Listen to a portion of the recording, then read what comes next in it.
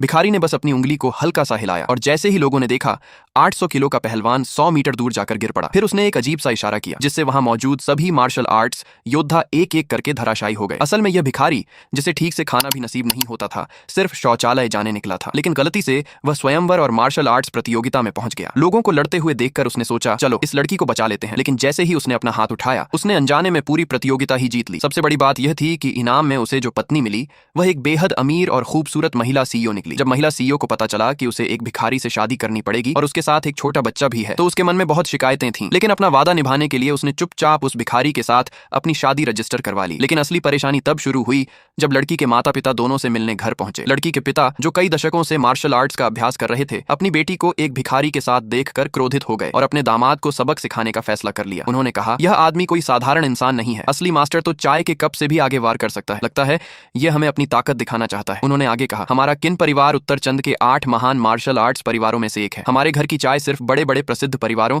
और महान martial arts गुरुओं के लिए होती है, भिखारियों के लिए नहीं। भिखारी मुस्कुराया और बोला, चाहे कोई राजा हो या भिखारी, आखिर चाय तो सिर्फ चाय ही होती है, इसे इतना बड़ा मुद्दा बनाने की क्या जरूरत है। फिर उसने चाय के कप की ओर देखा और शांत स्वर में कहा, अंकल, आपकी चाय की आंच अभी सही नहीं है, मैं इसे ठीक कर देता हूँ। ये कहकर उसने अपना हाथ हल्का सा घुमाया। अगले ही पल चाय की गर्माहट और उसकी खुशबू पूरी तरह बदल गई। यह देखकर सिर्फ ससुर ही नहीं बल्कि महिला सीईओ भी हैरान रह गई। पहली बार उसे एहसास हुआ कि यह भिखारी कोई साधारण इंसान नहीं है। रात के खाने के समय सास खुद को रोक नहीं सकी। उसने पूछा, अभी तो आप इस भिखारी को सबक सिखाने वाले थे, फिर अचानक उसे चाय क्यों परोस दी। लेकिन ससुर अपनी इज्जत बचाने की कोशिश कर रहे थे। वे यह मानने को तैयार नहीं थे कि वे इस भिखारी से डर गए थे और उसकी असली ताकत के बारे में भी कुछ नहीं कहना चाहते थे। जब सास को कोई जवाब नहीं मिला तो उसने खुद ही भिखारी को घर से निकालने का फैसला कर लिया। जैसे ही वह युवक खाना खाने के लिए अपनी चॉपस्टिक उठाने लगा, सास ने हमला कर दिया। उसने कहा, अगर खाना खाना है तो पहले अपनी काबिलियत दिखाओ। मेरी माँ 18 तरह के हथियारों की मास्टर है, उनकी उड़ते फूलों वाली युद्ध कला से आज तक कोई नहीं बच पाया। युवक मुस्कुराया और बोला, माँ जी चिंता मत कीजिए, यह उड़ते फूलों वाली तकनीक तो मेरे पिता के बचपन का पुराना खेल है। फिर उसने मुस्कुराते हुए कहा, अवंग, अपनी चॉपस्टिक मुझे दे दो, मैं आज इस घर में मेहमान बनकर आया हूँ और माँ जी खुद मुझे खाना परोस रही हैं। ऐसे में उनका आग्रह ठुकराना अशिष्टता होगी।